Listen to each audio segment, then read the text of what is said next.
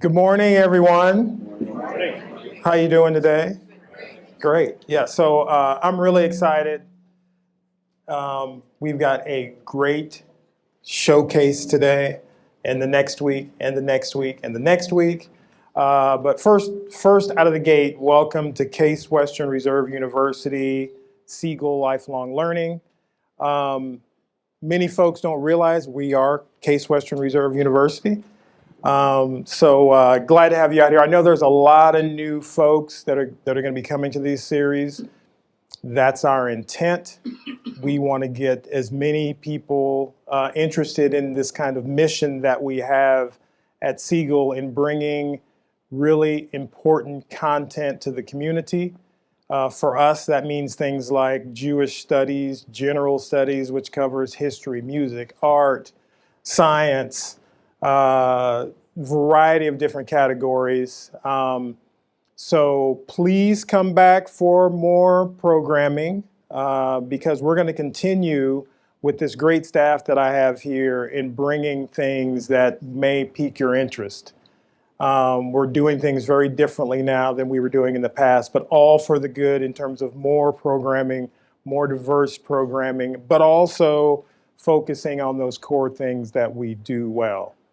So having said that, great institutions of Cleveland, right? Here's where we are.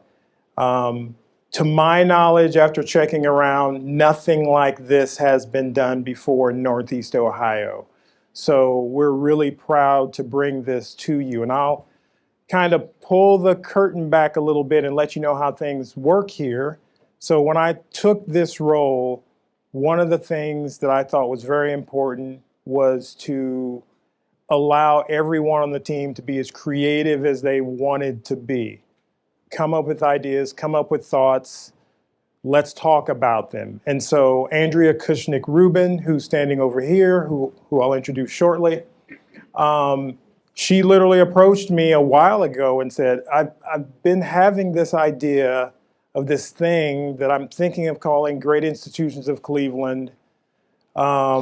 And she came back to me again and said, I've got this idea. How about Great Institutions of Cleveland? And so, I've been a long-term board member of the Great Lakes Science Center, along with the Cleveland Zoo. And I said, I think we might be able to make this happen. I then called Kirsten Ellenbogen and say, let's get our teams together. So we get our teams together, we start brainstorming, this idea comes up.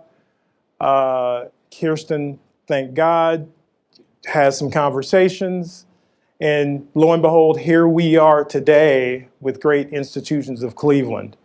And again, I want to thank Andrea for being persistent. She's put a lot of hard work into bringing what you're about to listen to and see today. So I want to thank you very much for doing that.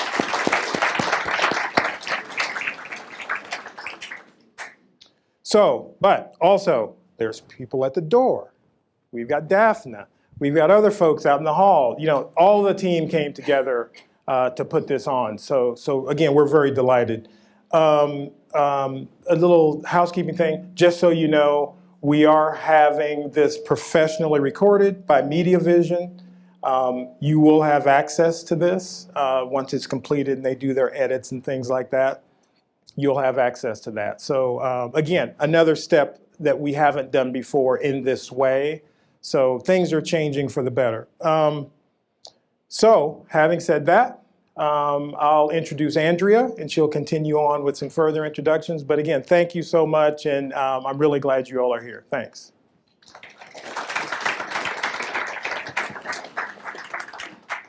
So I am going to introduce our moderator, Dr. John Grabowski. He's serving as the moderator for today's program.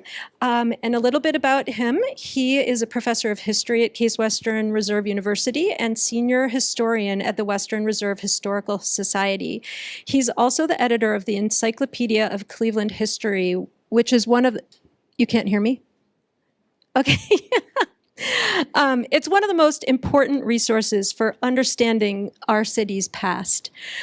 He's a 3-time graduate of Case Western Reserve University with a BA, an MA, a PhD. He was also Phi Beta Kappa, just to put the icing on the cake.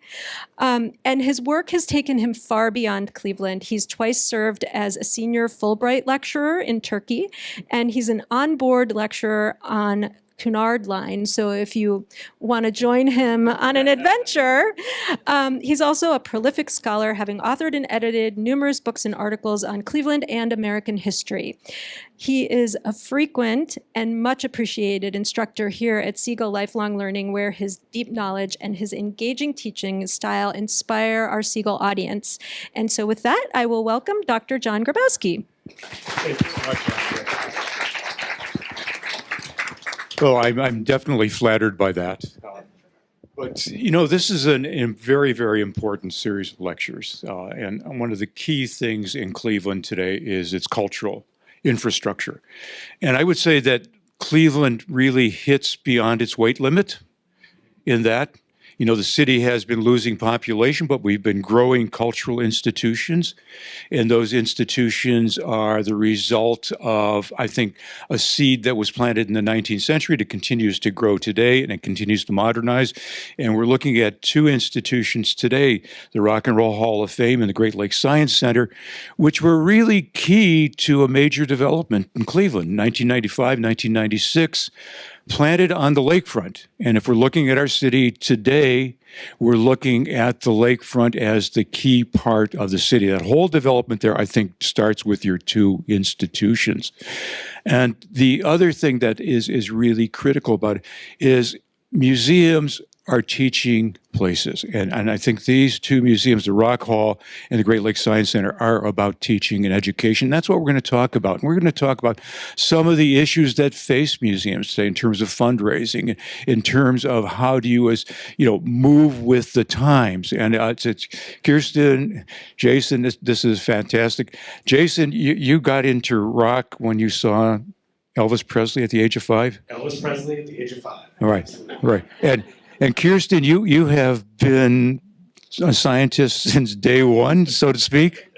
Well, I'm lucky my parents didn't mind when I blew things up. I mean, it really made it easier for me to stay in this career. Yeah, I used to blow things up too. But in any case, we're going to go ask some general questions. We'll riff on that. Maybe we'll get through the whole list of questions. Maybe we won't, but you'll have questions at the end of this. So I am going to ask a very basic question to both of you. What was the impetus for the founding of your museums? How did they get kick-started, so to speak? Well, I'll go ahead and start because mine's very connected into lakefront development. And if you really go back, and I read papers from the 80s and sit down and have long conversations with amazing founders from around the region. But it was clear to many people that there should be a museum on the lakefront. And that would be part of heading into the centennial of the city of Cleveland. And at first, there was a lot of conversation, in fact, about an automotive museum. It would have been particularly fitting right where we are because it was, in fact, an automotive innovation exhibition during the Great Lakes exhibition, right? So go back to the 30s, think about what was happening on Cleveland's lakefront, and you had this incredible set of buildings right where Great Lakes Science Center and the Rock Hall are today. And it would have been very fitting to have an automotive museum there. Well, we did try that at the Historical Society, but it washed out. Yeah. Exactly. Yeah. So the next step was a maritime museum.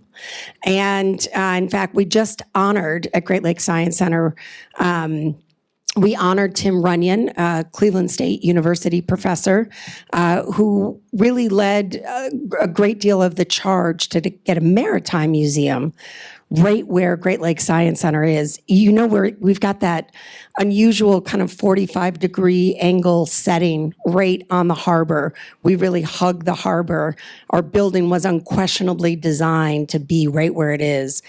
And through a variety of conversations, and we could do a whole session just on that process from the late 80s into the early 90s, as it transitioned from being a maritime museum into being our founding name, right, in the legal name, is the Great Lakes Museum of Science, Environment, and Technology. Now we do our business as Great Lakes Science Center. But that's really the root of it, was this idea that revitalizing a lakefront really could be done with a museum as the anchor. Jason, what? Yeah, so rock and roll? I'll start back a little earlier because a lot of people don't realize that the Rock and Roll Hall of Fame was originally founded in New York City back in 1983 as a concept, not as a museum, not as a physical place, but as a way to induct the early rock and rollers like Elvis Presley and Chuck Berry and Jerry Lee Lewis. It was originally started by Ahmet Ertegun, who ran Atlantic Records, and Jan Wenner, who had started Rolling Stone magazine. And they had the first induction ceremony in New York City in 1986. And immediately the idea was, we need a place to honor all of these incredible artists. We need to find somewhere to do it. A lot of cities vied for that at the time, anywhere from Memphis, where you can think of, Sun Records and Elvis and Jerry Lee, New Orleans, where you had Fats Domino and the early music, New York City, LA. There were a lot of cities, Detroit with Motown. And Cleveland eventually was one of the cities that got involved in the bidding for it. Now, there's a good historical reason why Cleveland was good for the Rock and Roll Hall of Fame. Does anybody know the kind of rock history of what the big deal is? Alan Freed, exactly right. Yeah, Alan Freed, who had a radio show here in Cleveland, and we often talk about the idea that the term rock and roll had been around for a while in blues. It was a sexual euphemism that people used in songs back then. But Alan Freed took that and changed it as a way to talk about the style of music he was playing on his radio show, which was mostly rhythm and blues, doo-wop music, things like that. So Ahmet Ertegun, when he realized that not only had Alan Freed started here, the Moondog Coronation Ball was held here in Cleveland, which is also talked about as the first rock and roll concert. Record Rendezvous had been held here by Leo Mintz. So there was a lot of rock and roll history, not to mention the fact that David Bowie had his first rock and roll concert here with Ziggy Stardust. Springsteen played here all the time. Rush broke outside of Canada here in Cleveland. So it had a great pedigree, a great history. Once they decided they were going to move and build the museum here in Cleveland, we were talking just a minute ago, originally it was not supposed to be on the lakefront. Does anybody know where it was originally planned to be? It was going to be behind Tower City along the Cuyahoga River. And actually, if you look at the museum today, the part that hangs out over the lake originally was supposed to be over the river. Exactly, right, behind Tower City. And the whole idea it would tie into the mall and everything else. And eventually, the idea came to move it to the lakefront, to really develop the lakefront area. George Voinovich was a big part of doing that at the time. And the museum even had to get a little bit shorter. If you look at the tower that goes up above the pyramid, it originally was supposed to be about 3 stories taller, but due to Burke Lakefront Airport, it had to get reduced in size a little bit too. That's almost killed the new stadium protocol. Exactly. Yeah, right. Well, when they were talking about that with the Browns and Brie, I was like, oh, I know what that's about, right? The museum then had a groundbreaking ceremony, and there's some great pictures of that with Yoko Ono and Chuck Berry and Pete Townsend and all these great people coming out. And then officially we opened in 1995. So we just celebrated 30 years on the lakefront with the Rock and Roll Hall of Fame. And it's been great, and I'm sure we'll talk in a little bit. We're in the middle of an expansion project happening right between our 2 museums down there right now. Yeah, that's incredible. I was just with Dennis Berry, the first director of the Rock and Roll Hall of Fame, last night at the Historical Society. We opened a new exhibit there, and Dennis was talking about putting together that concert. The concert for Cleveland. Cleveland, right? And nobody thought they could pull it off, and they did. Yeah, which was held right next door at the original stadium that was there. Yeah. So these are 2 museums that are just incredible features in the city, and as I said before, they're seminal in the development of the lakefront. Let me have standard. This is a tough one to ask, but what value does your museum bring to the city of Cleveland? And what is value? But people always ask that, so I have to do that as well. Sure. So modern day science centers, right? So I'm not talking about places that came out of world fairs. If you look at Museum of Science and Industry, the Franklin, those science museums have been around for 100 years or more. They were created out of the collections of world fairs We are not that kind of museum, although we are where the Great Lakes Exposition was. But we really are founded as an educational institution first, not a collecting institution first. And that differentiates us from other museums. We are a cultural institution, but it makes it so easy for us to be education first. And that means that our partnerships in the community go very deep. One example is with Cleveland Metropolitan Schools. And if you want to measure the value there, right, think about every 6th, 7th, and 8th grade classroom going through our Cleveland Creates program designed in collaboration with the district around identified areas of content need, right?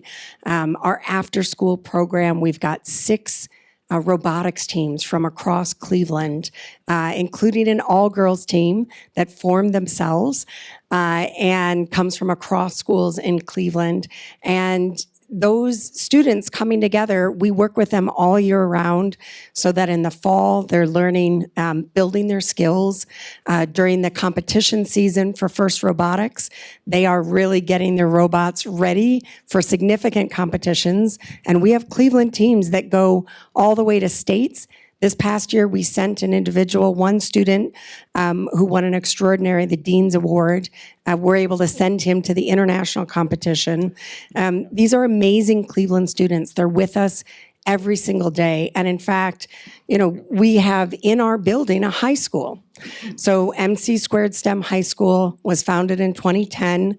The 9th grade is at Great Lakes Science Center. So every day when those children come to school, school is Great Lakes Science Center, right? Imagine going to school every day in a science center. So our educational impact is deep, and that's what we focus on, these meaningful, strong connections in the community that ensure that our value really resonates throughout the educational institutions in the region. And it's interesting because a lot of people, if you look at the history of museums, they were almost educational to begin with, but it wasn't upfront. Right. A lot of them were collections collected by collectors, and then they were used. And what we're looking at now is structuring the museum to be educational from the very beginning. You've done the same thing at the Rock and Roll Hall of Fame. Yeah, I often talk about our museum kind of has 3 different pieces to it, kind of 3 things that we do regularly. One is that we are a tourist destination. It's a big deal. People travel every year. We have visitors from all 50 states and over 100 countries from around the world who come to Cleveland to visit our museum. We've had 15 million visitors over those 30 years since we opened, so it's about 500,000 a year. So we have to act like a tourist venue where people are coming and visiting. We also are a kind of a venue. If you look at rockhall.com on our website, you'll see we have concerts all the time. We have live programming, interviews with artists. So we're also functioning kind of as a concert venue or a venue for events. And then we are an educational institution the same way, right? We have our own library and archive. You may not know that. It's located on the Metro campus of Cuyahoga Community College, one of our educational partners that we have.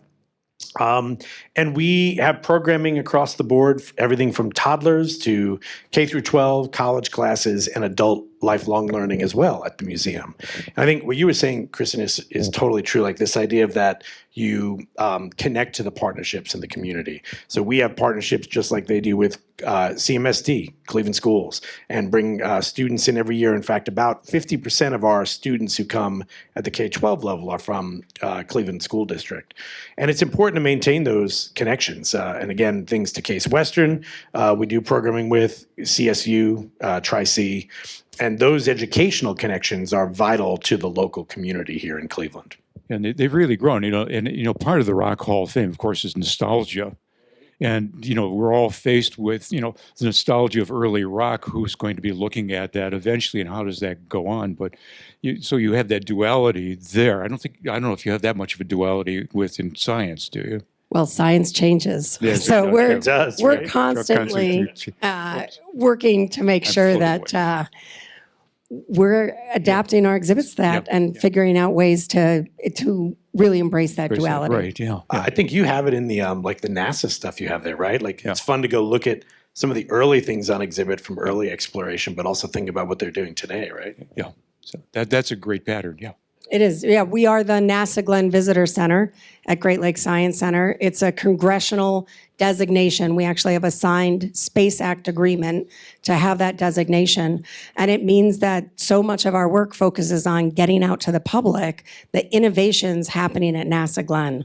And let me tell you, NASA Glenn is doing extraordinary things. You may have hopefully seen in the news the latest new contract they were awarded, and they are working on power on the moon, right? And so now that changes what we're doing in our programming and our exhibits. It's very exciting to be part of NASA. Yeah, it's interesting because I'm thinking about that shift, if you will, again, and how important it is to keep up with that. And so let me go to another one here. It draws off of that. How is the evolving technology within museums, within the general community, impacted the way you present your product? And we're talking more than just the web. We're talking about other things that are going on.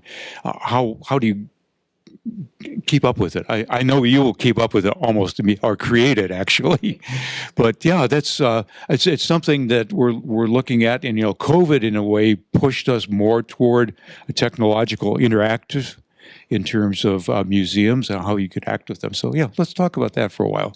Sure. So at Great Lakes Science Center, our goal is to make sure that the families that we're working with, the adults, the children that we're working with, it's not that they're coming to enjoy the latest technology, but that they go through the experience and leave it feeling confident that they could make that next technology, right? So we're not there so much to give students who come in the latest VR experience or augmented reality experience, although we do. So if you've not used our NASA app, you can download it on your phone, or you can check out an iPad, and we have school groups come in every day. And it's a way where we use augmented reality and virtual reality to help students really explore the the inside, the extraordinary things of the NASA artifacts we have. Yeah. You can't climb into our 1973 Apollo command module. I was so sad to learn that. I mean, I can't even. But you can, because we use virtual reality to take you in that. Yeah. And it's so important that students feel and that you feel like you have a handle on technology. So we do a lot of education on things like just understanding data. Mm-hmm. We have taught Cleveland 8th graders about blockchain. And let me tell you, nobody understands something having to do with privacy like a teenager does. So, these innovations are very much in reach through our programs. Yeah. Yeah, I think on our side, rock and roll is one of those art forms that came out through a time period in which technology was completely evolving all the time, right? Rock and roll first begins in the 1950s. It comes up side by side with television, with movies. Yep. Recording studios evolve over time. The way people make music. I remember I've been using computers to make music for many, many years. And people used to say, well, that's not real music if someone uses a laptop or a drum machine. But in fact, it is. And nowadays, that's a major form of musicians making music with technology. We reflect all of that in the museum. You mentioned, it's a little bit of nostalgia, so you can come see, Bill Haley's original guitar from Rock Around the Clock. But you can also see the drum machine a newer artist like Skrillex uses on a piece of music. And museums, I think, have changed, right? I mean, it's that whole idea that you would go to a museum. You think about those ones you mentioned that were someone's collection. Mm-hmm. I grew up on Long Island outside of New York City, and you think of the Vanderbilt Museum there, which was basically all the stuff that they had collected from clothing to bugs on pin boards, whatever it was. Now a museum like ours, like the Rock and Roll Hall of Fame, we're collecting a history of this music. We do want to display all those artifacts, but we also want to try and help bring them to life. Mm-hmm. It's why we have things like our Connor Theater, where we show our film, The Power of Rock. Has anybody in here been to the museum and seen that at all? Yep. I know you have. I think I sat next to you one time. To see this film. Every time I'm there, I go watch this film. Right? Oh, so good. And it's a great use of technology, but it's not like hitting you over the head with it. We worked with a great firm out of Los Angeles called BRC to help design it. It's an immersive, truly experience that tries to give our visitors a sense of what it's like to be at a rock and roll concert. You know, a bunch of us have been lucky enough to go to the Rock Hall inductions here in Cleveland and see those artists, but many people don't get that opportunity. So this theater kind of puts you in the middle of it with concert level sound and lighting, moving screens, massive projections on the wall. The technology we have, the servers in the back that the team runs is, you know, every morning they're kind of rebooting it and getting it working. That's a little bit of invisible technology because it's not like there's a robot walking down the middle of the aisle, but it is technology running all that in service of us trying to say, what is the experience of music and what is the experience of rock and roll? Yeah, and I think we're talking about, you know, the cliched image of museums were do not touch. Right. Right. And you know, that's still there in some areas. But what I'm looking at with youngsters today and people today is they need to interact with the objects in some way or another. Otherwise, the objects don't live by sitting there. They live by being used. And I think both of our museums have a lot of interactive, right? You know, one of the things we did in 2019, because it was right before COVID, was launched our exhibit called The Garage, where you can actually go in there and pick up a Les Paul guitar or sit at a keyboard or a drum set, and you can perform and learn how to play, or even jam with. We hired a bunch of musicians to work with, and you can come play with the musicians who are there. So it's that physicality of being involved in it, right? Yeah. Now, you know, I actually deal with that a bit at the Crawford Auto Museum because everybody wants to get into the cars. Yeah. And, you know, they simply cannot do that. Yeah. Yeah. Are we better now? Okay. Okay. The Great Lakes Science Center is obviously designed to be completely interactive, right? And it is interesting. We just celebrated the 100th anniversary of the Mather, our steamship, you know, proudly right there on Lake Erie. And that is a challenge for an institution like us where we say, okay, well, we want to balance the history, but also keep it an interactive exhibit. And if any of you had a chance to visit that exhibition this summer, it actually now has been moved onto the gallery in the Mather. So That's cool. you'll be able to see it there. But that is the kind of balance that we're really addressing. And I do have to add how lucky we are to be in Cleveland. I would argue that this community is the most innovative in really integrating hands-on different kinds of learning experiences in museums. Think about, I mean, I knew about the work at Cleveland Museum of Art long before I moved here in 2013, you know, with Gallery One and the innovations led there. Look at the new Natural History Museum. Look at the terrific work going on at Western Reserve Historical Society. Botanic Garden has been a leader in this. Think about the multi-sensory garden that they have there. I mean, every single one of our great institutions really embraces being innovative in learning. Yeah, yeah, and I'm glad you mentioned. You know, we're looking at Holden Gardens, which is in a sense a museum, and that's very, very important. And you know, that's a walkthrough, if you will. So yeah, all of this is going on. You know, I think you've answered this partially, but you know, technology continues to evolve. And how do you keep up with that evolution? Because there's a lot of money involved in buying into a new technological system, isn't there? And so how do you budget for something like that? How do you expect it? How do you see the future in the past? Okay. So we refuse to get involved in the one-upmanship and race of technology, right? Right. Because we know from history that it's an exponential increase, right, in how technology is changing. So that's not a useful approach. You know, it's not a responsible approach for an institution to try and keep up with that, because the Museum of Illusion will open up down the street, or VR Sandbox will open up in the suburbs, and those kinds of for-profit pop-ups will always be there. All right, they are here to stay, and so our focus really is on figuring out the intersection, right? And we had our next exhibition coming is called Superhuman. It very much is about all the innovations that we use to extend human life, whether it be a prosthetic that has, you know, computers integrated into the prosthetic itself, We have a great interactive in that mind ball where you're just going to put on a little headset and be able to move a ball by thinking about it, right?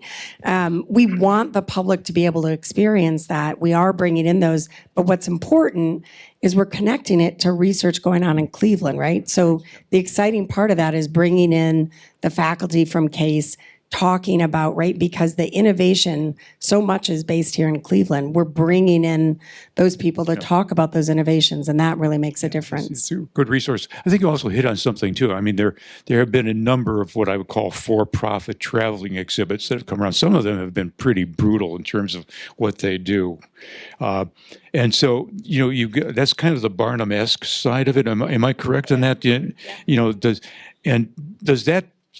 You're saying you avoid that, but it's hard to avoid it, isn't it?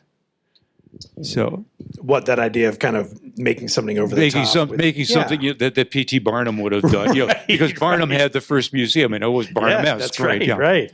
Yeah, I think, for us, that idea, well, let's go back a little bit, right? If you think about museums and technology, I think a lot of museums used to say, we have to make this 10-year proof, right? We have to make this exhibit we're doing or this new area of our gallery. It's going to be able to withstand the next 10 years in our strategic plan. I don't think you can do that anymore with technology. I mean, I think you're getting a couple years out of most things. And I think you need to go into that with that concept, right? Yeah. Is that, okay, we're going to build this, we're going to build certain pieces of this, but this technology is going to have to change. So there are things we've done in the museum where we've used technology to create a certain experience. And you may not even realize it, but some of those exhibits, the technology on the back end has already changed 3 times, and our budget is set for that. Okay. In fact, the Rock Hall, we never used to have a position for technology. We actually have a vice president of technology on our team now, Tim Parnan, and his team is to lead that innovation and to think about it. And to say, too, you have to be careful of an investment. You can't invest, $6 million in a computer system for your museum, because in a couple of years, it's not going to be any good, right? You have to think about, I always used to say, when you bought a computer, like buy the best Mac computer you can find and it'll last you a long time. And now it won't, now you're better off actually buying something in the mid-tier, right? That's a little bit innovative, but is going to change. And I think that idea of creating these whiz-bang wow experiences are great for traveling exhibits, because they're only going to be around a certain period of time, right? They have to cross the country back and forth once or twice, get a lot of people in each town to come out to a warehouse where they pop it up or whatever it might be, but they don't have to think about sustaining it like we do, engaging a community, long-term investment. It's much better to think about our needs, I think, in that way of how does it impact return visitation, community growing, or telling the story of what we both do in both of our institutions. Well, I think by being a teaching institution, you have sort of a guaranteed audience by doing that, becoming part of the educational system. Right. Yeah. And so you're not just an attraction. Right, exactly. It's such a good point. I do think that is the difference, right? Yeah. We're not going to be the Museum of Ice Cream, right? Right. We're not, right? There is one. Right, there is one, right? Yeah, And yeah. that's where we draw the line. It's not that we don't want some whiz-bang experiences, that we want to pop up unique things that pull you in. It's that we value content. We all value content. And that's what you don't get in the Museum of Illusions, the Ice Cream Museum. Those are fun, don't get me wrong. They're a blast. They're not a museum like we are. And that is, right? They're not the great institutions of Cleveland. No. Right. Well, there's the Mustard Museum, I think, up in Wisconsin or something like that. Yeah. Yeah. But yeah, that's a very, very interesting thing, which brings me to the matter of funding. And the issue is, how do you keep up with funding needs, and in particular what's happening governmentally? Governmental grants. Now, I think this is a part of the conversation we need to get into. This is impacting all of us at this point. So how do you, it's hard to put this, but how do you plan for the future in terms of funding when things are shifting so rapidly? Now, we're seen to be shifting so rapidly. Well, let me start by congratulating Cleveland and all of our predecessors here in Cleveland for setting up the cultural institutions of Cleveland in University Circle with tremendous endowments. That is why Cleveland is such a cultural powerhouse, because our predecessors, the generations before us in Cleveland, were devoted to the very wise idea of setting up excellent endowments. It means that we have, we have University Circle museums that can draw more than 50%, some well above 50% of their annual operating costs just off that little 5% interest drawdown, right? What a legacy. That is extraordinary. And it is what all cities should hope for if they want to have a strong cultural institution infrastructure. Now, we are the newbies, right? It's impossible for us to have the kind of endowments our University Circle colleagues have, because we haven't been around for more than 100 years, right?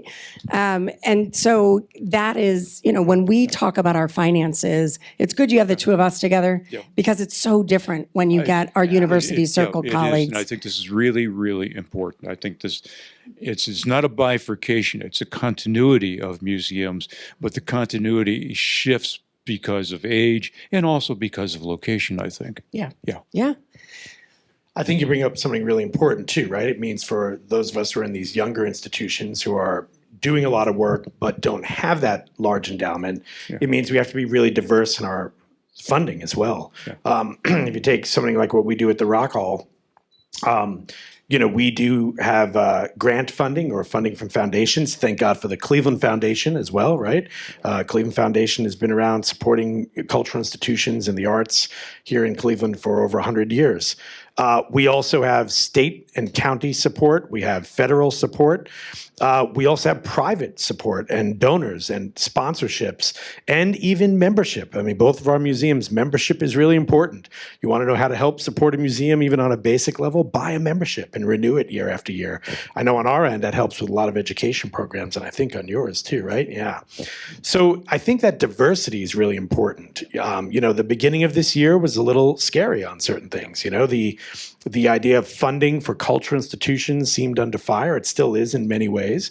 I think the market has bounced back and we're in a better place now, so that helps for individual donors who are looking to make donations. And we're in the middle of a $175 million capital campaign to build this new building on the lakefront. So it was a little bit of a scary time to think about, how do you deal with that funding? But I think that diversity of funding from a lot of different sources and believing in what we do. It's important to say the mission of the Science Center and the Rock Hall is an educational one, is one about Cleveland, is community. I think all of that is so essential because it ties us in a way to this place that you might not have at a pop-up museum or something that's going around. And Jason's point is so strong on the community believing in what we do, right? So earned revenue, the revenue we earn from you buying a ticket to come to the Science Center, a membership for the Science Center. We own our parking garage, gratefully, buying a ticket to go on the Mather, into the Dome Theater, any of those things, that's a cafe, store, that's earned revenue for museums, absolutely. right? And what's terrific is for museums like us, we end up being very attentive to the community interest, the community needs, because we really rely on that earned revenue. That's right. That is a very important part of what we do, and it keeps us focused on you, right?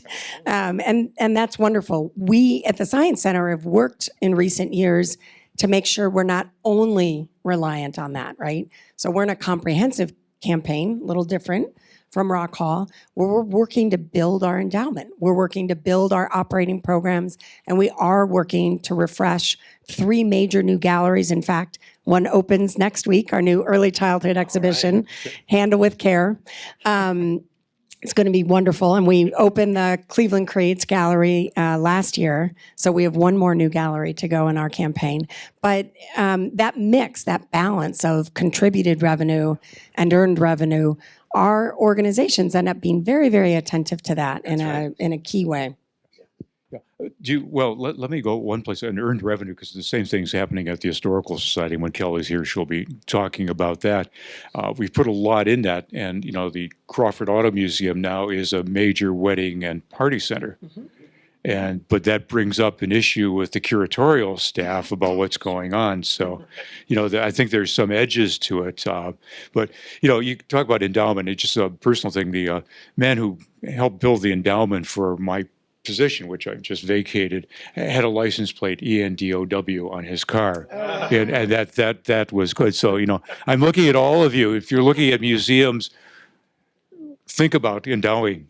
Because it really is the key to surviving in the most difficult times. A gift to the endowment is a gift every single day at that museum. I mean, that's how effective endowment gifts are. They're amazing. So we've talked about the present in terms of fiscal. Are you feeling any push in terms of what you can or should put on display or whatever else? And we have to touch on this. This is the news today, and so I'm asking you this question. I don't feel anything that's happening at the Historical Society that does that now. But are you walking on tiptoes sometimes or not? And I think particularly the Rock Hall of Fame. Yeah. I think for us, it's we're not walking on tiptoes. We're very loudly projecting consistently forth what we believe to be the values of rock and roll. Rock and roll has been a revolutionary art form from day one. There may be somebody in here who snuck out of their parents' house to see, Jerry Lee Lewis or Janis Joplin or The Who or, the Beatles, name your band, right? Or Aretha Franklin, whoever it might be.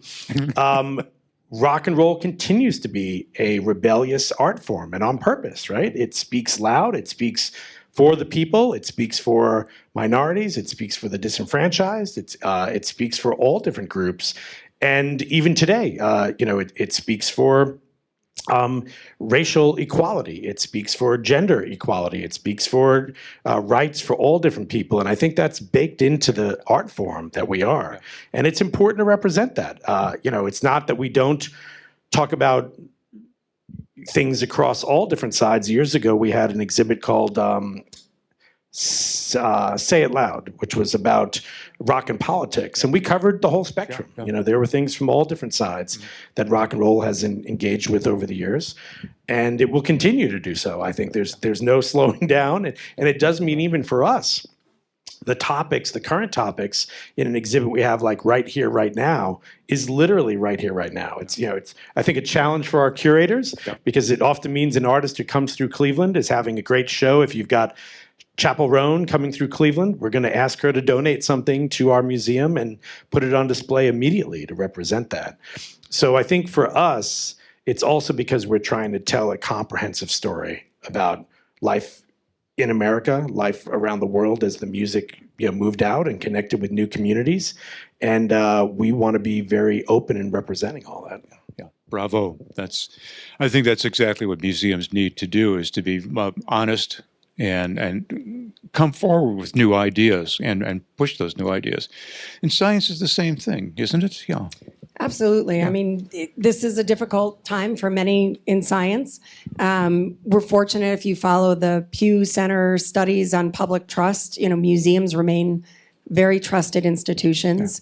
And so we need to use that in the right ways. We certainly have suffered this year. We lost our federal grants. It was just lucky that last year was kind of a peak for a number of those, and that this year was kind of the trail off year. So it wasn't as much of a financial hit as it could have been. But it's, we're sensitive to that, and we're not going there. There are federal funds. We're part of a huge proposal with Case Western, for example, but we're not actively pursuing federal funds the way we used to. And part of that is because we need to make sure we can still talk about science. So, I mean, take the pandemic as a good example. We, in February of 2020, we put up an exhibit not only right as you came in the front doors, but also in the promenade in the Gund Winter Garden, which at that time a lot of people would park in our garage, walk through, and then come through the doors of the Rock Hall, the back doors that aren't open right now, but That's right. we miss those doors. We do too. Yeah. But we put up a big exhibit, in February of 2020 about viruses, how they're different from bacteria. And you can't talk about viruses without talking about vaccines. So we had that exhibit up right away in February, right? There was clearly a pandemic coming, and we wanted to make sure that the public, even whether or not they were coming to our museum, had some resources, right? Up to the minute resources on that. Those are things you can't stop doing. Totally. Yeah. So in a way, museums are the colleges for the community, aren't they? Yeah, in a way, yeah. And see that I'm thinking a couple other questions here. There are traditional audiences and there are new audiences. And I think we touched a little bit on this, but I want to get because it's something I feel a bit at the Historical Society, because it's the Historical Society and people come in and want to see what they saw before. And then you're dealing with new people coming in, So, what happens to Elvis Presley at the Rock Hall when you've got 3 generations beyond? It does change, right? Yeah. It's funny, as someone myself, before I came to the Rock Hall, I've been there 21 years now. I was teaching, in Stony Brook University and Hofstra University in New York, rock and roll history.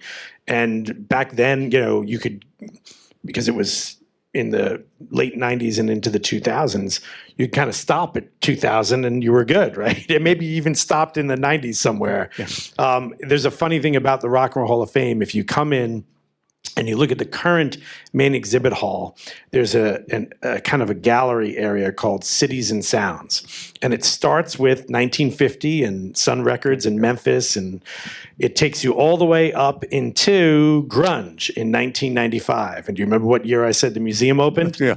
Right. Okay, yeah. So that hallway, just because it ended where it was, it never got expanded. We represent past 95 up to today in the museum. But that gallery always reminds me of that idea, right? That like you're kind of stuck in the time when it was first done. But now even, going back to thinking of when I was teaching, we have 25 years of music, substantial music, right, since then. So, I'd say when the museum first opened, the Elvis Presley section, or maybe the Jimi Hendrix section, some of that was much bigger.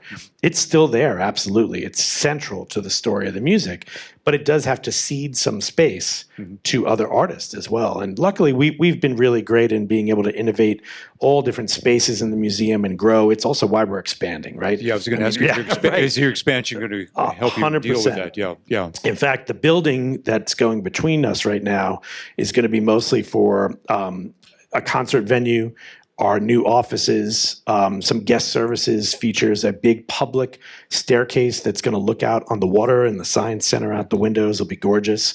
And the current office space we're in, which we're vacating, will become an entirely new exhibit gallery. So it gets us a lot of additional space, and that's important. Yeah. But there's creative ways, I think, right, to tell the stories, and maybe you don't need every single thing Elvis ever touched in his lifetime, right? You find you kind of boil it down to the key parts of the history and the story that are going to connect to audiences the best, and maybe help project that forward into newer artists too, right? So they can see the connection from James Brown up to Bruno Mars or something. Yeah, please. Oh, I was going to say, I work with Dennis Berry, and Dennis was the first head of the Rock and Roll Hall of Fame Museum, and he tells this story, and I think Dennis would be okay with this. That when he's hired as director, he came in and he said, "Well, where are the collections?" Oh yeah. And they took him into a locked room, and it opened. There were some newspaper clippings there. There were no collections. And basically, they had to build it from the beginning. The building was there, the collections weren't. Yeah. The part two of that story is they decided after that moment to hire the great Jim Henke, who's passed away a few years ago. Jim was our initial curator from Rolling Stone magazine. They got a great person in rock history to come do it, great author. And Jim came in and said to Dennis, "So where's the collection?" And he took him back into the same room and said, "Here's a couple magazines and CDs." And they literally had to collect that entire museum within less less than a year before it opened in 95. Very different now. We have a big permanent collection. We have a rotating collection. But yeah, that must have been a scary moment. Yeah, yeah. I don't know if Dennis wanted to go back to Cincinnati or not after that, right? But what do you collect? How do you collect? Do you collect just information? Do you collect tools? And tell me more about it. Sure. I don't have a kid, so I don't get there. Oh, Okay. well, you can come without a kid. I'll take you on a everybody. All right, tour that's good. of the That's good. NASA Glenn Visitor Center. We'll take you on a capsule chat. That's good. We'll get you into a movie theater. We've got movies Thursday nights also. Yeah. But let me pause for a moment because Dennis keeps coming up, and I just want to pause and say, Dennis Barry of Cleveland's, the Barrys, as a couple, right? And if people don't realize that Cleveland is home to so many people that are more known nationally and internationally than they're probably known in their own backyard. And the Barrys are such a good example of that. I knew their work well long before I moved to Cleveland in 2013, right? I mean, the Barrys are known internationally for their leadership in museums, for innovating. Think about the Spy Museum in DC, one of a kind when that was created. I got to work on evaluation of that. I was living in Baltimore at the time. So I do just want to know, when you talk about great institutions in Cleveland, right? Some of it is because our forefathers and mothers had the thought to actually create endowments. Some of it is because Cleveland's home to just some brilliant, innovative people who really put their thumb on the scale of what we do here in Cleveland. The Barrys have worked on exhibits in every single one of our museums, right? And that is an extraordinary gift in this community. Yeah, I work with Dennis. I don't work for Dennis, and that's the way you work with this man. It's a partnership. So yeah, so that takes me. I don't want to get off pitch here, but that is part of the museum community of Cleveland. So you're looking at the Spy Museum, you're looking at the Olympics Museum, you're looking at the Mob Museum in Las Vegas that came out of Cleveland, and in the Mob Museum, folks, there's a lot of Cleveland in the Mob Museum. I don't know what you're talking about. I don't know either. And if I did, I wouldn't tell you. So yeah, this is cool. Yeah. You did ask about collecting. Yes, Of course, yes. we as part of the NASA Glenn Visitor Center, one of the exciting things is that means that we work very closely with the Smithsonian to make sure we have some amazing objects. And what's great is exactly your example, right? I mean, you're calling performers, coming through and talking with musicians and working with them to get those, can we get that guitar from your concert and have it here? At Great Lakes Science Center, we are lobbying to get artifacts from the International Space Station that they were going to jettison into space, right? So we have a new... We had some of those astronauts over there too, which is we really just cool. had... I was very geeking out about that a couple times. Right? Yeah. Oh my gosh, we get the best astronauts at the Science Center, live science. But a good example is, right, we have, 1973 Apollo Command Module. We have a number of John Glenn's artifacts.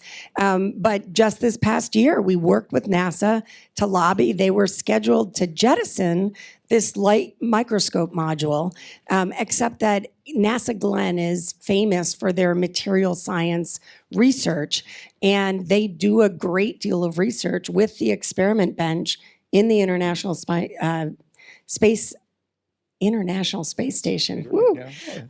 And we, in fact, have a whole mock-up of it, a very accurate mock-up of it at the Science Center.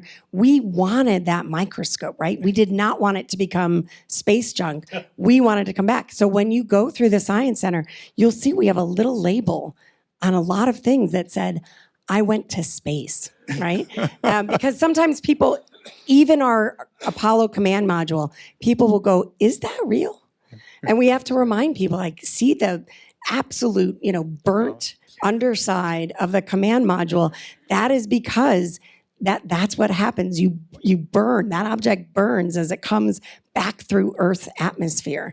And so we spend a lot of time showing the people at Science Center, this went to space. These are real artifacts. And that's a very exciting part of our work. Yeah. I wanted to build on something you were saying, because I think it's important too, like if we're thinking about these institutions in Cleveland, is the network across the country, right? Mm-hmm. You were mentioning not only what a great sort of foundation Cleveland has given arts and culture institutions over the years, but also the draw of people to Cleveland to come to work here. A lot of our staff come from all over the country to work in Cleveland, and then the partnership with institutions around the world, right? A lot of people even will say to me like, "Oh, you in competition with, the Mopop Museum in Seattle or the Stax Museum in Memphis." It's like, or Graceland. No, we partner with them all the time. We trade artifacts. We work together on different exhibits or ideas. We can call them up. A good friend of mine works at the Country Music Hall of Fame. We might be working on a country exhibit, and I'll call them up and say, "Hey, what do you got there? Do you have any educational materials we can talk about?" Or so that network that builds in and out of Cleveland because of the cultural institutions, I think, is massive. It's such a good point. Right now, I'm in the midst of a conversation with the Museum of Science, the Griffin Museum of Science and Industry in Chicago, comparing some notes on our moon rocks. I mean, we talk all the time. Yeah, and I'm thinking of the Museum of Art, which gets loan exhibits from around the world. Place, right? And that they come to Cleveland, this leads to another question. Do either institution have acquisition budgets? We do. Okay. Yeah, and do you get into bidding wars with things? We can, but I'll be honest, Okay. it's often very difficult. And it means a lot of what we do is not from acquisition budgets at things like Christie's at auction and that. Because let's face it, if a early Eric Clapton guitar goes up for auction, it might be our annual budget or more that guitar is going to go for, right? For one instrument. Okay. And that means we can't afford to purchase that. So what we rely on a lot is, in our case, artists donating something. I'll tell a quick story. When the Moody Blues got inducted, which happened here in Cleveland a number of years ago, I love the band, one of my favorites. And John Lodge and the guys had been over to the museum. They loaned us some things for a temporary exhibit we always do for new inductees. And they came and saw it, and they loved it so much, they said, "This stuff should stay here. We're gonna turn it into a gift to the museum." That is essential for us. Yes, we have an acquisition budget, but having the artist understand the value and the importance of gifting something to the museum to be able to tell the story. And then we have donors too. Like sometimes something will be purchased at auction and someone might say, "Hey, I'd actually like to donate this." If you look at the placards, something might say donated by. And that means we're able to have it in our collection through the gift of a donation. And then some things we do purchase here and there. But, it all depends on what it is. Yeah. Hobson's choice, if somebody saw something coming up for auction and it cost $250,000 and said, "I'd like to buy it for you," would you accept the money for the object, or would you say, "I'd like the money for the endowment"? Right. It depends on what it is, I guess, right? Okay. Right. Depends on, If it's Eric Clapton's original guitar. Yeah. Okay. Because it is part of our mission is to preserve the history of the art form too, right? Yeah. Sometimes people will come to us and say, you were talking about the moon rocks, or this was in space. I mean, that's a real artifact, right? That's something that was essential to scientific and exploration and discovery. The same is true with us. People will come and say, "Oh, well, you're kind of like a Hard Rock cafe, right?" I'm like, "No." And I like the Hard Rock. I've visited many of them around the world. They're fun to go to. It's great to hear music there. They have good music venues. But I could hand you a guitar and you could strum it for a minute and sign it, and then the Hard Rock puts it on the wall. We would not do that. We are looking for handwritten lyrics. We have Jimi Hendrix, Purple Haze handwritten lyrics on hotel stationery. Unbelievable. We have, like I said, the guitar that Bill Haley played on Rock Around the Clock. And we collect even local things. Did anybody here a blues fan at all? Listen to blues music? Robert Lockwood, who used to play here in Cleveland all the time, right? Yeah. We have his guitar that he played for like 30 years over at Fatfish Blue and other venues here in Cleveland. Like, that's a historic piece, right? Yeah. That's something that has value because it's part of the story. That gets to something that I think really turns me on about museums, is that this object was handled by it's tangible. And of course we're talking about a lot of digitization that's going on, but the tangibility of a moon rock or something like that, I think that's the reality of what a museum is. Yeah, it goes back to Walter Benjamin and the aura of the real, right? Right, Not yeah. to get too philosophical on you, Yeah, but yeah. you know, it's true. I think a lot of museums were so worried in the early 2000s about digitizing their collections because they said, well, if it's digitized and it's online, no one will ever come to a museum to see it. Yeah. And I think we found the exact opposite is true. Yeah. You know, someone sees that moon rock on the thing and they think, I want to go see that, right? Or I want to see that instrument or those lyrics in person. Well, if it's digitized and it's online, you wonder if it's real to begin with. So you've Right. got to go find Well, the real one, right? nowadays, Yeah, right, nowadays, who right? knows, right? Yeah. So yeah, if we're looking at AI and AI, everything that's yeah. going on in museums, are you dealing with AI right now? Sure. I mean, I hope you all come and visit, see our new Cleveland Creates Gallery. You can play with big data, really dive into it yourself, and start to connect and see. We've got, this exhibit that specifically deals with large language models, big data, AI, like really get the public involved in that. Remote robotics. We took Terminal Tower, shrunk it down to about 14 feet tall, and covered it with the kind of really new, exciting sensors that are being used in advanced manufacturing, and you can try it for yourself. So those are the kinds of things, like come in and try the new technology. We are, a perfect entry point for everybody. Yeah. I have one more question here, which is, I think we touched upon it, and I'll ask it though. Will the traditional museum survive into the future? And we have to deal with the parse this. What is a traditional? What is a museum? But what many of us know from years ago was a traditional museum. Is that still going to be there? So it's so human to collect. It's human to learn. Our tagline is "Stay curious." It's how we start. You see research that marvels that crows or ravens start to take on the characteristics that we call very human of, oh, they seem to be curious.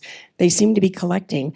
These are so important to us as human beings that we note them as the demarcation between animal, right, and the Homo sapien. And so I don't see that going away, right? We love to reflect. Lifelong learning is something all of us here value, right, at the Siegal Center. And absolutely, we all evolve. We have to evolve. And I think we could do an entire other session on ways that Great Lakes Science Center is evolving, ways that the Rock Hall is evolving. I don't think we mentioned, Greg Harris, I know he wished he could be here, but Greg's on my board and I'm on Greg's board, right? And so we share these things. We talk a lot about these very deep, compelling questions of being a museum and have to really evolve and think about our future every single day. Yeah. I mean, I think that idea of evolving is essential. There's something weird going on, as a historian myself, right? You think, there's something in the moment right now, maybe because the world has changed so much so quickly over the last century, Oh my gosh, right? That there's this sense of trying to hold on to the way things were. But if you go to, the Cleveland History Museum or the Rock and Roll Hall of Fame or the Science Center, you'll see that over the last 100 years, the world has been evolving constantly. Yeah. And I think museums are doing that too. And it's not just museums. I think all cultural institutions are changing with the times. My daughter works for the Cleveland Public Library. Felton Thomas, who's the CEO over there, is great, leading an incredible institution in Cleveland. Libraries are less repositories of books to take out now and turning more into cultural centers. They feed lunches to students who get out of school in CMSD afterwards. There's programs afterwards. There's access to computers and internet in technology deserts where people, even just here in Cleveland, can't access good free internet. Museums are changing like that too, right? They're experiential now. They're trying to connect those collections and those stories and knowledge to lived experiences in a way that maybe they didn't before. But I think that's vital, what you were saying, right, to the human experience. And it always will be. I've even seen a lot of students, you might see it too, coming into the museum now for us, who went through COVID when they were maybe in high school or something. And they actually are kind of turning away from a pure digital life and are asking us for like physical exhibit guides again. We got rid of them during COVID for obvious reasons, right? You didn't want to be handing anything out. We were all putting our mail in the garage for a couple days to let it air out. I did that. I don't know. It was weird, but maybe you did it. Or your groceries, right? But now I think the digital is always going to be here. It's fascinating. What it allows us to do is monumental. I joke with younger students. I mean, we're all carrying what the equivalent of a supercomputer around in our pocket, right? When we were younger, this would have been a supercomputer.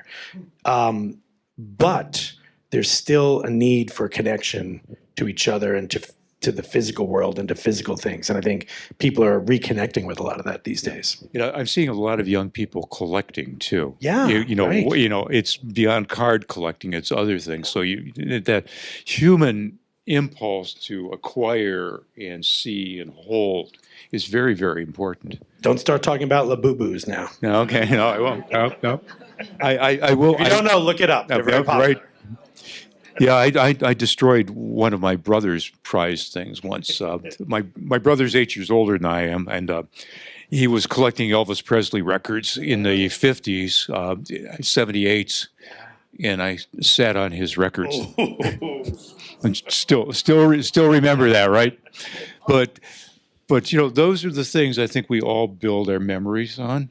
Is what we had and what they were, And the togetherness piece of it, right? Yeah, That's a memory with your brother, right? Right. You come to Yes. museums because you're building memories together that's right. in a group, and that is who we are. Yeah, that's exactly. I'll do a commercial, and I think we can go to audience questions. But we just opened our Hollywood on the Cuyahoga exhibit yesterday at the Historical Society. It's a Dennis Barry production, and it's absolutely fantastic. It's about the movie industry in northeastern Ohio. Which is big these days. It is big. It is big, and it goes back way, way back. All the way up to James Gunn's Superman, which just opened this summer. Yeah. So we're up to Superman. So it was so much fun to do that and to work with it and have these artifacts in. And film is an artifact. So we have copies of the first film shot in Cleveland, 1897, in Edison Film, things like we have it digitized. So yeah, this goes on, and obviously museums. I think particularly at the Historical Society and Kelly will talk about this when she's here. We look at the past because we know a lot of our audience is focused on the past. Genealogy is still an incredible thing that draws people in. But there's a whole raft. We've been talking today about a whole raft of people who come to museums, different ages, looking for different things, different methodologies of producing information, of acquiring information. And that's why we're doing this series, because museums make this city. And as I said to begin with, we hit well beyond our weight in Cleveland. It's just incredible. So we'll open this to questions now. Yes, you can. It's okay. John, do you want to select? I will select the first hand up here. Can I build on the question that John asked you about the future of museums and ask you about the future of the human race? We are living in... Easy. What time is it? Well, but first, this has been fantastic. Thank you. I'm so delighted it's been recorded. Andrea, you deserve kudos. This is just amazing. Thank you, Ted. Thank you, panel. Bravo. Yeah. Absolutely amazing. But seriously speaking, your middle name is Environment, which I didn't even know at the Science Museum. And that's going to kill us. Mother Nature is angry at us. And I'm a physician, so I see it through health. But it does seem to me that's powerful learning organizations. There's a powerful community with University Circle, and forgive me for being a little bit University Circle centric.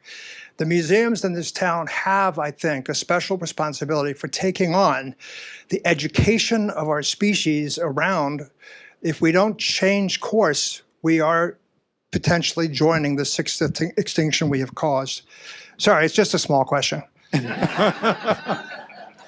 Well, and it is one that we take seriously. I mentioned we have 3 new exhibitions as part of the campaign we're in, and the third and final, and I would argue most important, is an exhibition on water technology, right? I mean, environment is our middle name, as you said.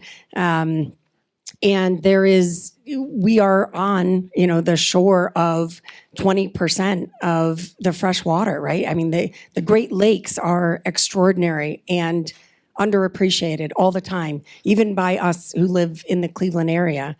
And so that's an exhibition exactly designed to think about, like, how do we use technology to protect water, to use it more efficiently? Like, these are things that we can do every single day as we look at the very challenging situation that humans are in with Mother Nature. Next question. Person over there? Yeah, I'm probably gonna, and then I'll bounce to the back next. I'll reverse things. I'm wondering how you balance being a world-class institution that addresses worldwide issues or interests against being a local institution. And do you purposely have a Cuyahoga County wing, for example? I know it seems like some of our institutions, the more important they got in the world for whatever they were doing, the more they decided we don't have space for the Cleveland part of this. So I'm wondering how you balance that out.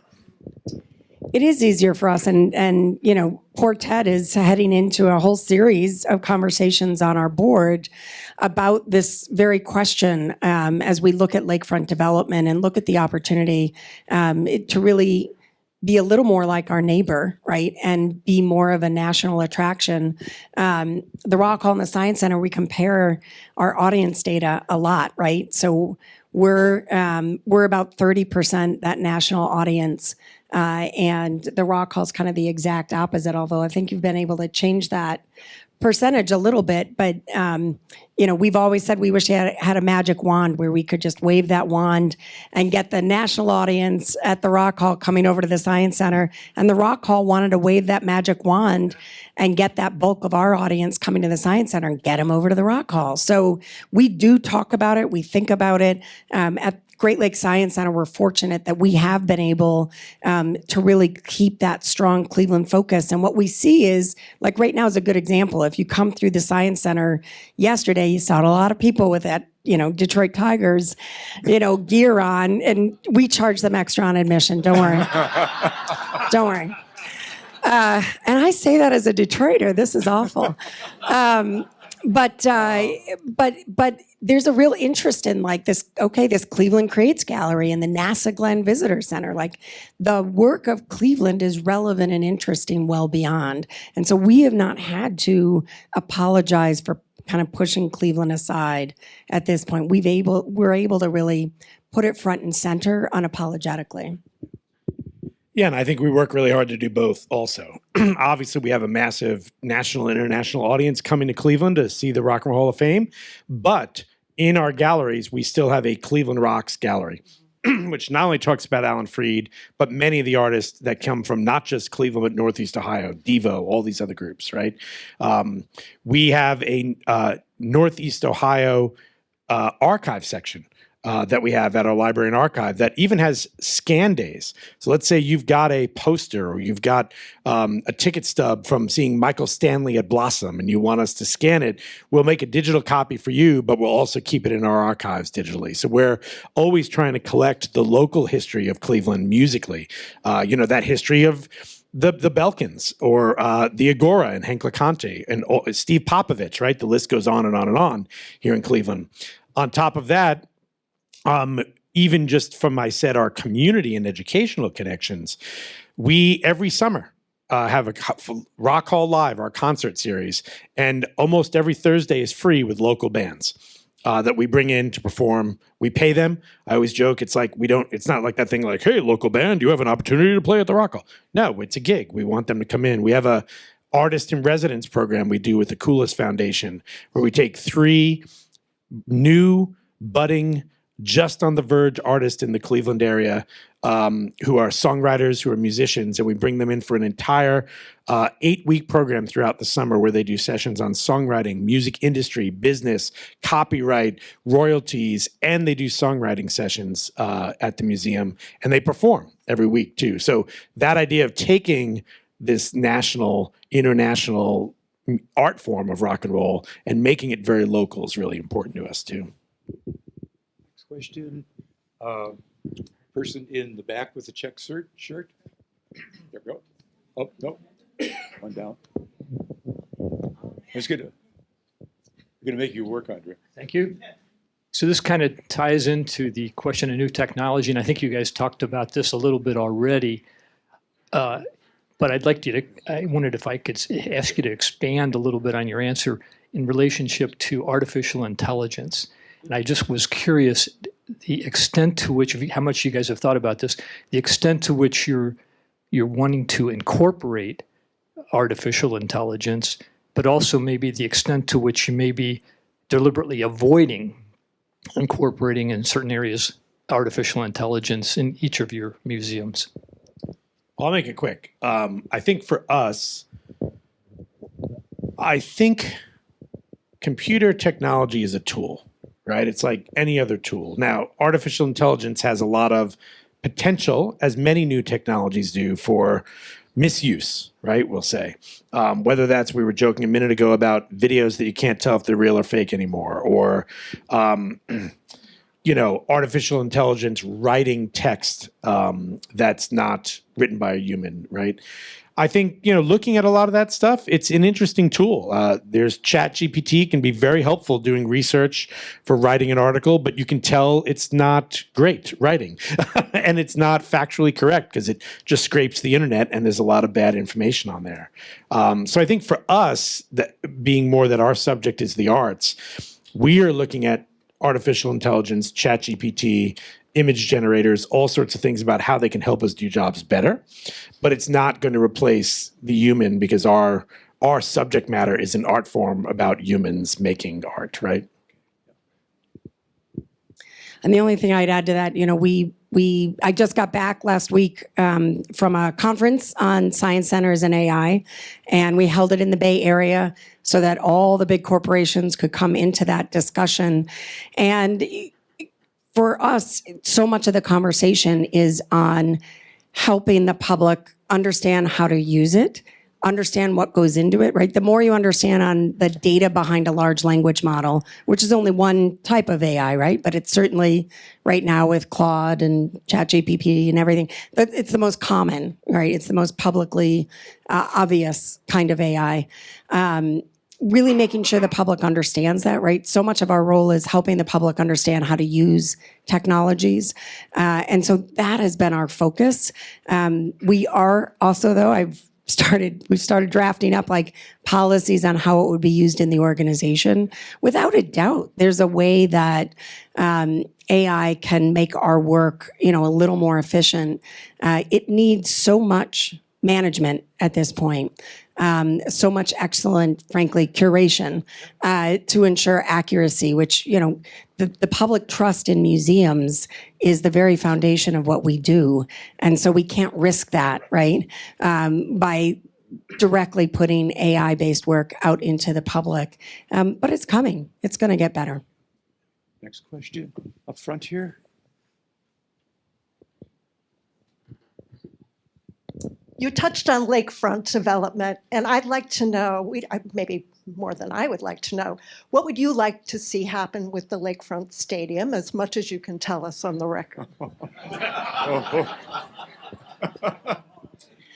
Well, let me start by pointing out that, the Rock Hall is under this exciting renovation, and the Rock Hall and the Science Center did some fundraising together. We have a beautiful garden that's going to be put out first. It'll be the first lakefront development in public use space that you'll see. So a beautiful garden between the two of us that kind of leads you down from Erie side to the water. And we're really excited about that. And that'll open late next year. And, the Browns are good neighbors. We've worked very closely with them for many years. The three of our institutions have terrific coordination. And I mean in detail. We have to, right? I mean, we live together, right? In the same way that hopefully we're all friendly with our neighbors. We coordinate so much. I mean, our security teams have shared radio systems so that we can communicate in an instant across our three institutions. So we are close. And let me preface things by saying that. We value the Browns being there. And the Browns are very excited to move to Brook Park, right? They're very dedicated to moving to Brook Park. And so we don't have a role in choosing that, deciding that for them. So our role is really as part of the North Coast Waterfront Development Corporation on that board of directors, and the Rock Hall and the Science Center each have a seat on that, is to really help direct that future, right? We have an RFP that went out. We're getting developers in, and our focus right now is like move that process along.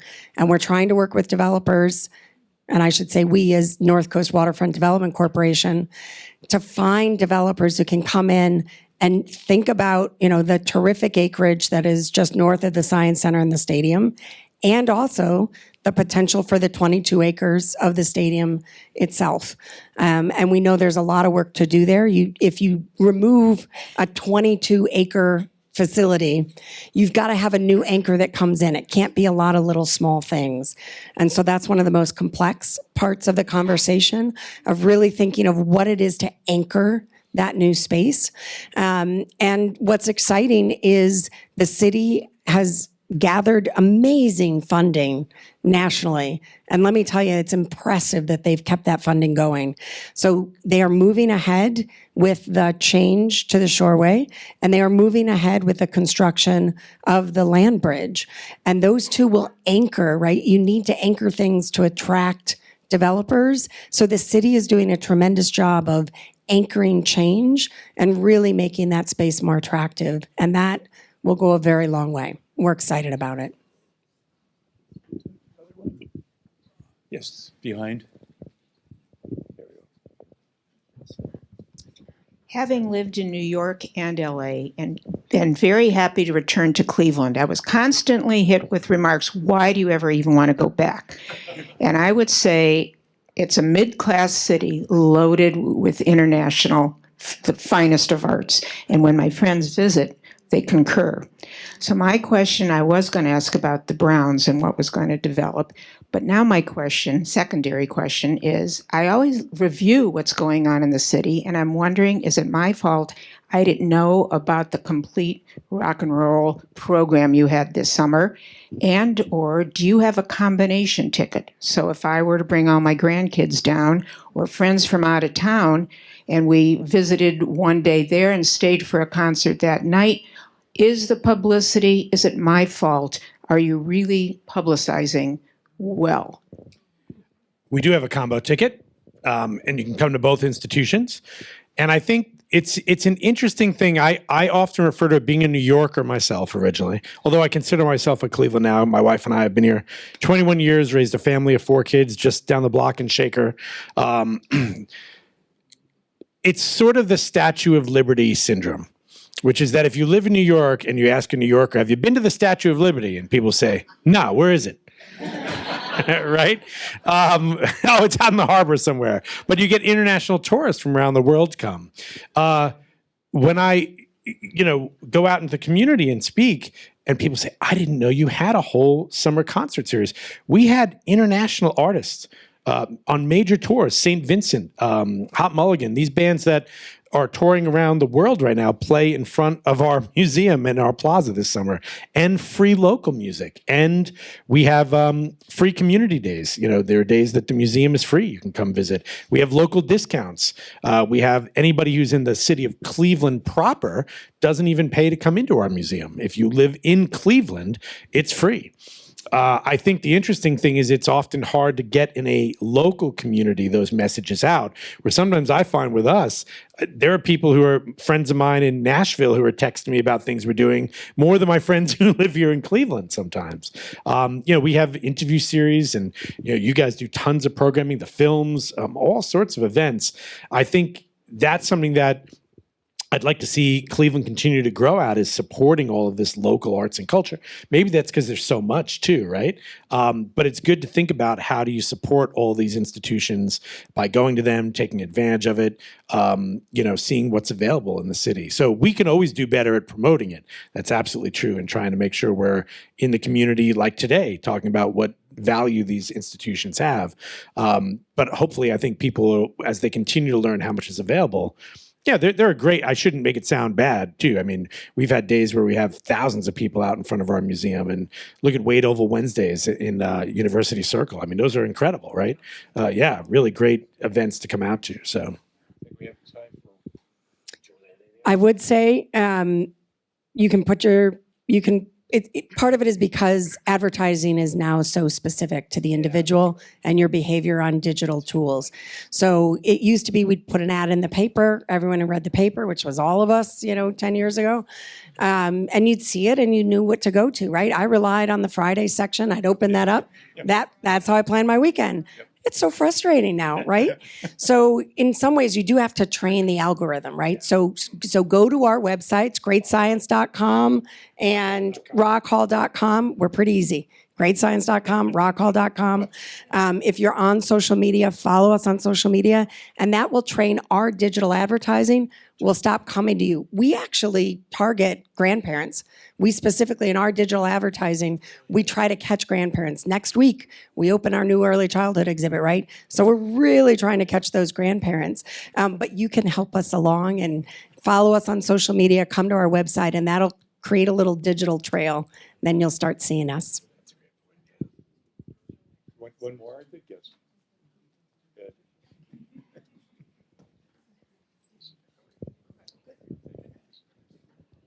What I want to tell you is a comment about how widely the reach of the Rock Hall is. In 2010, a relative of mine from Finland, I know John knows about Finland, I had to go to Akron. He was in Akron for a business trip. And we asked him, well, what do you want to see in the Cleveland area? So I got the next day off, and he said, first thing, Rock and Roll Hall of Fame. Yeah. Yep, that was. And I took him there. I know that because I was in agony with my hip operations before. But I also made sure he got some good Cleveland beer at the Great Lakes Brewery. Thank you. yeah, thank you. It's great. That we take that really seriously. The fact that a lot of people who think of Cleveland think of the Rock and Roll Hall of Fame, and we're kind of a doorway to the community. As you said, you took them out for a good beer afterwards, right? Maybe Great Lakes Brewery, or down in Tremont or Ohio City, or Little Italy. I mean, that's the great thing about when we talk about the economic impact the Rock Hall has. Over those 30 years we've been here, it's something like $2.5 billion of economic impact, because people come to the city and they visit all the great places, the food, the activities, the communities that are here. So we take that really seriously. And that's a great story. Thank you. Okay, we are at our time limit. We're 1 minute beyond, which excellent timing. Thank you, everybody. Thank you. It's super, yeah.